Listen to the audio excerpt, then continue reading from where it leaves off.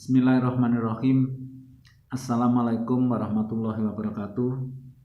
Sahabatku, para manajer, karyawan, karyawati, terutama adik-adik mahasiswa dan adik-adik siswa SMK yang telah lulus atau akan lulus. Jumpa lagi dengan saya, Suyitno Irmim. Pada episode ke-6 ini kita akan membahas tema soft skill dengan topik 2, yaitu yang pertama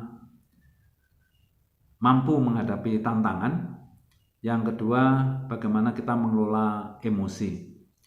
Pada episode yang lalu, yang ke-5, sudah kita bahas 2 topik, yaitu masalah ketekunan dan kreativitas.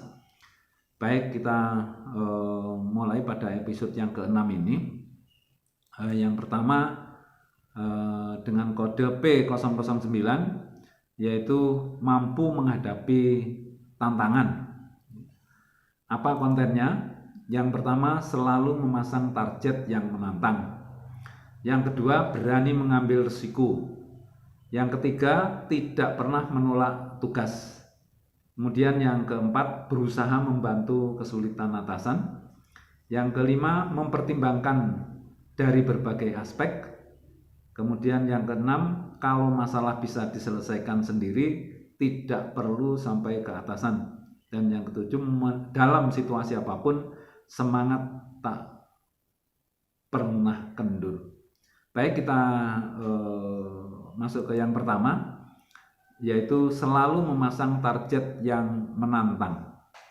Ya, target adalah sesuatu sasaran atau satu hasil yang kita pasang, yaitu target itu kita memasang target itu sebaiknya yang menantang tetapi yang realistis. Maksudnya target itu akan memberikan satu dorongan, ya, motivasi atau semangat kita untuk melakukan sesuatu lebih baik, tetapi bisa dicapai, artinya realistis, bukan terlalu tinggi. Jadi memasang target yang menantang dan realistis ini akan memberikan pengaruh terhadap motivasi dan mempengaruhi sikap dan perilaku kita dalam mengerjakan sesuatu. Sangat berbeda manakala orang tidak memasang target dengan memasang target.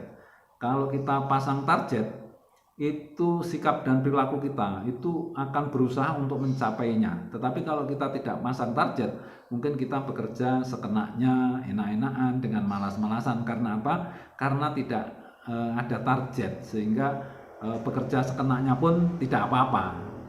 Tetapi kalau kita pasang target, maka kita harus berusaha untuk memenuhi atau mencapai target tersebut.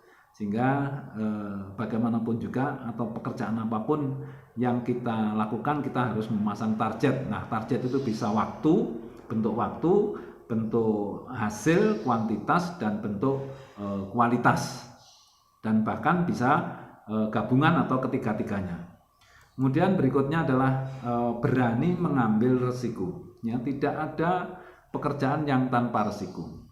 Ya, orang yang memiliki keberanian mengambil risiko itu termasuk memiliki soft skill, ya. Jadi kemampuan untuk mengelola diri sendiri dengan cara memberanikan diri untuk mengambil risiko. Jadi pekerjaan itu semuanya pasti ada risiko. Nah, orang yang berani mengambil risiko pasti akan mempertimbangkan bahwa suatu pekerjaan itu risikonya apa, dicari. Setelah ketemu risiko-risikonya, maka upayanya adalah memperkecil risiko itu. Jadi bukan ditakuti, bukan begitu saja risiko itu dihadapi, tidak, tetapi diperkecil dulu supaya di dalam melaksanakan pekerjaan itu hambatannya relatif kecil, risikonya relatif kecil gitu. Jadi orang berani mengambil risiko bukan karena kendel saja, bukan, tetapi menggunakan satu perhitungan. Dan kemudian yang paling penting dalam upaya memperkecil risiko itu adalah upaya-upaya mengetahui dan bagaimana caranya untuk supaya risiko itu tidak terlalu besar. Kemudian yang berikutnya adalah tidak pernah menolak tugas. Nah, orang yang memiliki soft skill itu sudah mempersiapkan diri, ya, karena tugas itu sebetulnya adalah juga tantangan, sehingga orang yang memiliki jiwa ya berani itu tidak akan pernah menolak tugas, dan tugas apapun diterima tetap akan dicoba dengan upaya semaksimal mungkin untuk menyelesaikan tugas itu. Jadi intinya bahwa kita jangan pernah menolak tugas ya. Kita coba dulu sampai semaksimal mungkin. Nanti kalau ada kesulitan maka akan kita sampaikan kepada atasan kita bahwa ada kesulitan, dan tentu atasan atau bos kita akan memberikan jalan atau solusi.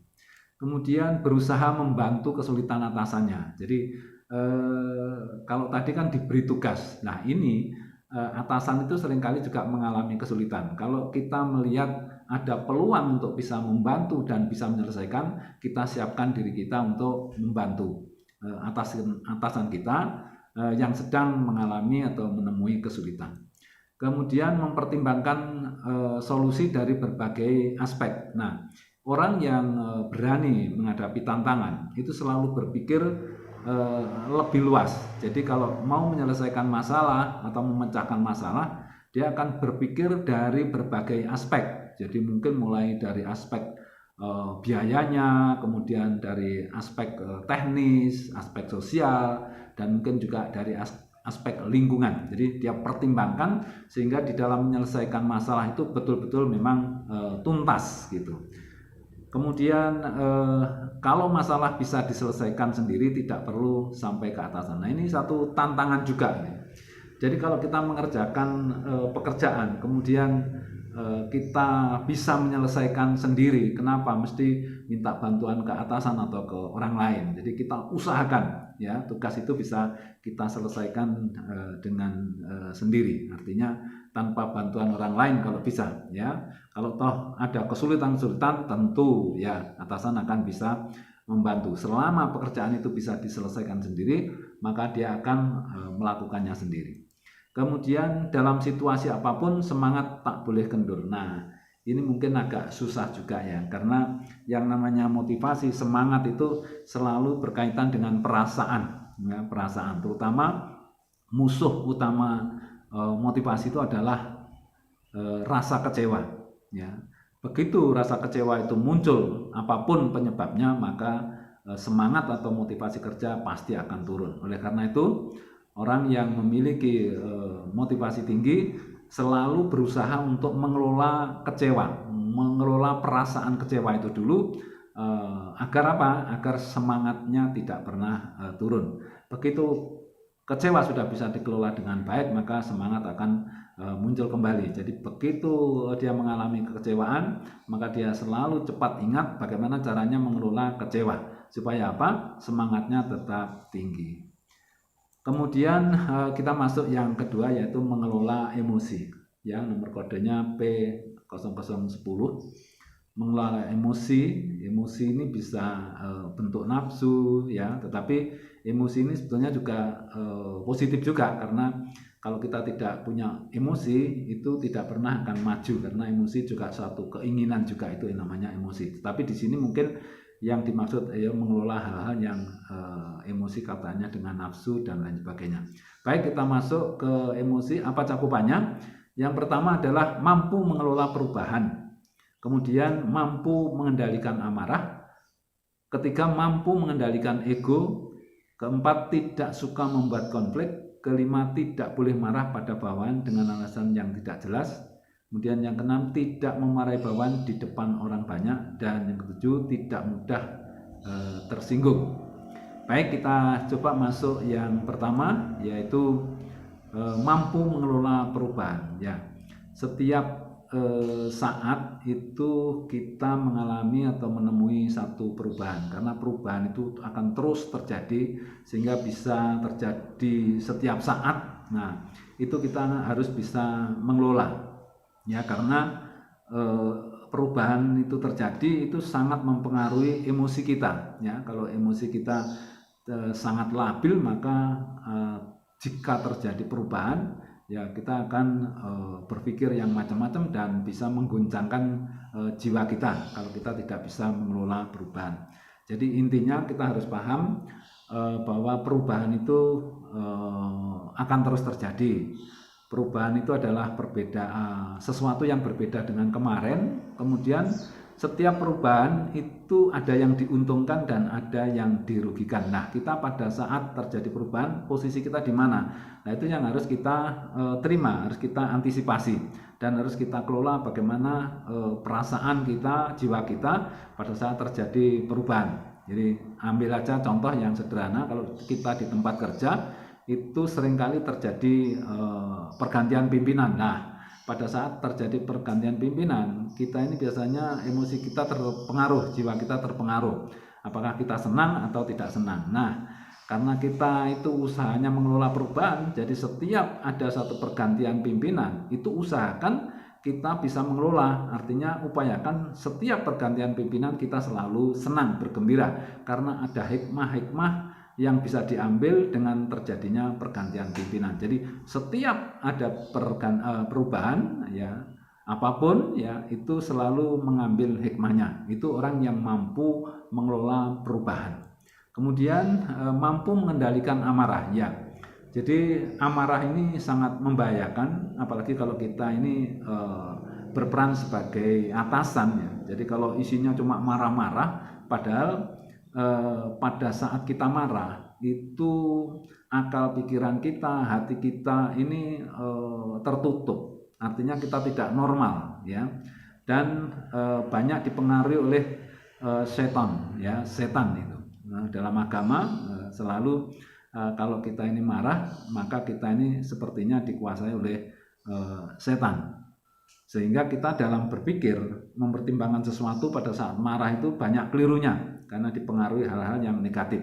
Oleh karena itu upayakan atau usahakan supaya kita ini tidak marah, ya, kita kendalikan. Kalau toh harus marah, itu marah yang terkendali gitu, ya, tidak sampai membabi buta gitu. Karena efeknya kalau kita sebagai pimpinan kemudian kita marah memutuskan sesuatu ternyata keliru, ngawur, ya, karena pengaruh dari tadi itu amarah nafsu itu, sehingga merugikan kita sendiri dan juga merugikan orang lain, bahkan merugikan perusahaan. Jadi kita upayakan amarah itu kita kendalikan. Kemudian mampu mengendalikan ego, ya. Jadi kita ini sebagai manusia itu wajar, ya, berpikir atau memiliki sifat ego itu wajar, manusiawi. Tetapi upayakan ego kita ini tidak menonjol, ya, artinya tidak dominan, ya. Karena jika ego kita ini muncul, maka kita ini akan mengabaikan kepentingan orang lain. Jadi mementingkan diri sendiri, menganggap dirinya itu paling benar, paling baik, dan tentu berupaya supaya semuanya menguntungkan dirinya sendiri. Nah, itu hal-hal seperti itu kalau itu di perusahaan harus bekerja sama, harus melakukan sesuatu, menyelesaikan masalah dengan win-win solution. Kalau egonya tinggi, ya tentu tidak bisa. Oleh karena itu di dalam atau di tempat kerja, atau kita sebagai karyawan, karyawati, bahkan kalau kita ini sebagai pemimpin harus bisa mengendalikan ego itu. Kemudian tidak suka membuat konflik. Nah, ini memang ya ada orang yang suka konflik itu, ya, sedikit-sedikit membuat konflik, sedikit-sedikit konflik itu memang ada. Tetapi kita yang berpikir jernih, memiliki kemampuan atau keterampilan soft skill, kita harusnya bisa meredam. Bahkan kita ini sudah berprinsip tidak suka membuat konflik. Artinya setiap ada pemikiran hal-hal yang mengarah kepada perbuatan yang menyebabkan konflik itu bisa dikendalikan, ya. Tidak suka bertengkar dengan temannya, tidak suka membuat masalah, ya. Kalau bisa justru malah bagaimana hubungan silaturahim dan lain sebagainya bisa dipupuk dengan baik.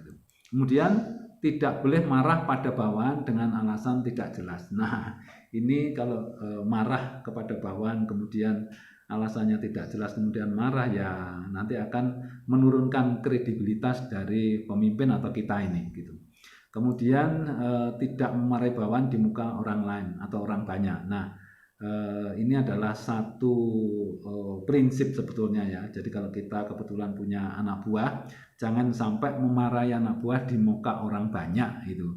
Itu bukan menjadi baik, tetapi malah kontraproduktif, justru malah antipati gitu ya. Ini yang perlu diingat ya. Karena seringkali kita melihat seorang pimpinan itu memarahi orang itu di depan orang banyak. Nah itu sebetulnya bukan menjadi baik, tetapi malah menjadi jelek karena dia malu, kemudian dipermalukan ya, dan juga dia punya pikiran akan membalas dendam. Jadi bukan menjadi baik, tapi justru sebaliknya ya. Kita ingat jangan sampai memarahi bawahan di muka orang banyak. Kemudian harus tidak mudah tersinggung. Nah ini jadi kita di tempat kerja karena banyak teman, orang karyawannya banyak, kita harus bekerja sama dan lain sebagainya, dan macam-macam karakter orang yang kita hadapi di tempat kerja. Jangan sampai kita ini mudah tersinggung ya. Jadi kalau kita mudah tersinggung, mungkin tiap hari kita bisa marah, dan kalau orang sudah tersinggung kemudian marah, maka hubungan atau komunikasi menjadi tidak baik ya. Intinya kita harus bisa menahan supaya tingkat ketersinggungan kita ini rendah gitu. Demikian kira-kira yang bisa kita sampaikan dua topik ini ya. Yang pertama adalah tadi menghadapi tantangan, yang kedua ini adalah mengelola emosi ya. Dua topik sudah kita bahas pada episode ke-6. Nanti kita akan lanjutkan ke episode yang ke-7. Demikian, kurang lebihnya saya mohon maaf, saya akhiri. Wassalamualaikum warahmatullahi wabarakatuh.